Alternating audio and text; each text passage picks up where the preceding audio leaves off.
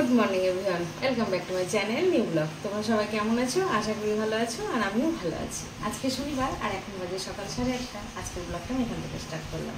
তো সকালবেলা আমি রান্না করে চলে এসেছি চা বানানোর জন্য। চলো এখন তাড়াতাড়ি চাটা বানিয়ে নিই। তো এখন চা নিয়ে চলে এসেছি, চা খাচ্ছি। আজকে হচ্ছে শনিবার, কালকে ছিল একাদশী, আজকে হলো শনিবার, মানে দুদিন পর পর নিরামিষ। তো কালকে ভাত খাইনি, আজকে ভাত খাবো। তো সেরকম আর কি রান্না হবে, ওই আলু পোস্তই করবো ভাবছি, দেখা যাক কি রান্না করি। খাওয়া কমপ্লিট হয়ে গেছে, এখন চলে এসেছি রান্নাঘরে। তো এই যে হাঁড়িটা দেখছো, এই হাঁড়িটা গত বছর পুরী গেছিলাম, সেই পুরী থেকে হাঁড়িটা কিনেছি। আর এই হাঁড়ির মধ্যে দেখো দিয়েছি একটু চাল। তো এই হাঁড়ি দিয়ে এখন ছেলের আর আমার জন্য একটু জলখাবারে ভাত বসাবো। কাল থেকে ছেলে ভাত খায়নি, তো একটু ভাত খেলেই ভালো হবে, তো সেই জন্য ভাত বসাবো। আর এই যে একটা ছোট্ট আলু আছে, আলুটা ভাতের মধ্যে সেদ্ধ দেবো। তো চলো ভাতটা তাড়াতাড়ি বসিয়ে দিই, কারণ 9:30 বেজে গেছে।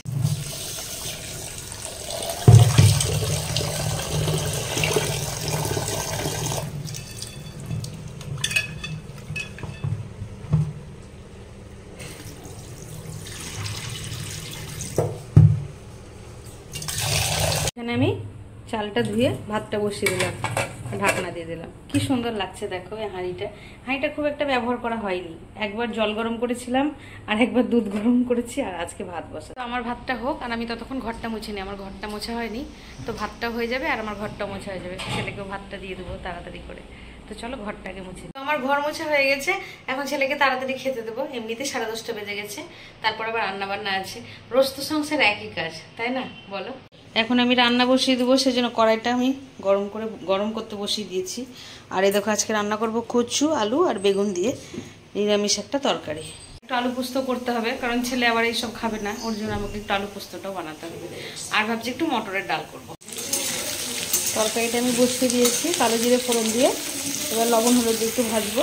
আর এখানে যাবে হচ্ছে কাঁচা লঙ্কা, আদা আর গোলমরিচ। এই যে কাঁচা লঙ্কা নিয়েছি, আদা এতটা দেবো না, আদা একটু দেবো, আর গোলমরিচ দিয়ে বানাবো এই তরকারিটা। এখানে মশলা দিয়ে আমার সবজিটা ভালো করে কষানো হয়ে গেছে। তরকারিটা হেভি লাগে খেতে, গোলমরিচের একটা ঝাল আছে, কাঁচা লঙ্কা গোলমরিচের খুব ভালো লাগে। এরপরে আমি একটু গরম জলের মধ্যে দেবো। এখানে আমার আলু পোস্তটা হচ্ছে।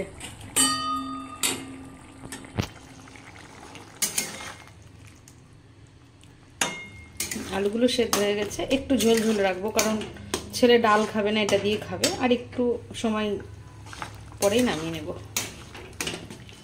আমার রান্নাবান্না কমপ্লিট হয়ে গেছে, আর এখন আমি একটু বসবো। তোমাদের দাদাভাইয়ের আসতে দেরি আছে। এই যে গরম পড়েছে, অসম্ভব গরম, গরম সহ্য করা যাচ্ছে না। যে আমি একটু ফ্যানের তলায় বসেছি, অমনি ছেলে বলছে, মা একটু পাঁপড় ভাজো না, শনিবার আজকে কি খাবো, পাঁপড় ভেজে দিয়ে ভাত খাবো। তো চলো এখন পাঁপড়গুলো তাড়াতাড়ি করে ভেজে নিই। বন্ধুরা এখন খেতে বসে গেছি। তো এই দেখো আলুর পাঁপড় ভেজেছি, ছেলে বললো পাঁপড় ভাজতে। আর এই যে আলু বেগুন কচু দিয়ে তরকারি, আর এটা হচ্ছে আলু পোস্ত, আর এটা মটরের ডাল। আর ওইদিকে আলু ভাজাটা আছে, দাও। আলু ভাজা, পটল ভাজা, আর এটা হচ্ছে ছুটি ভাজা, লেবু আছে 2 টুকরো, আর ওটা হচ্ছে বরবটি ভাজা। এই সমস্ত কিছু আছে দুপুরের খাওয়া দাওয়া।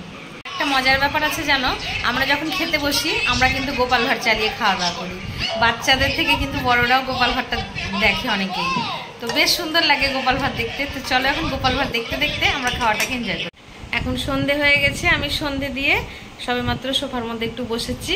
এবার ছেলে আমি আছি দুজনেই। তো ভাবছি একটু চা বানাবো। তো চলো একটু চা বানাই, দিয়ে চাটা খাই। দেখো আমি চা বানিয়ে নিয়েছি, আর চায়ের সাথে আজকে খাবো দেখো পাঁপড়। পুরো পাঁপড় ভেজেছিলাম, তো সেই পাঁপড়গুলো থেকে অল্প কিছুটা তলায় পড়ে আছে। এই পাঁপড়টা দিয়ে আজকে আমি চাটা খাবো। তো এই মাত্র দোকানে আসলাম, একদম গরম, আসতে প্রচন্ড গরম। তো বললাম আজকে তার সাথে চা খাবো না, তবু চা দিয়ে চলে যাবো। দেখেছো, মানে এলে পরেই চাটা দিয়ে চলে যাবে। তো কি গরম লাগছে, যেটা আসলাম আজকে গরমও পড়েছে। চা বাড়িতে তো খেয়েছো? বাড়িতে তো খেলাম, খাওয়া দাওয়ার সাথে দিয়ে গেল। হ্যাঁ দাও, হয়ে গেছিলাম। লাইট খুলে নিলা? এখন আমাদের দোকান লাগানোর টাইম হয়ে গেছে, 9:30 বেজে গেছে। এই মাত্র দোকান থেকে বাড়ি এলাম।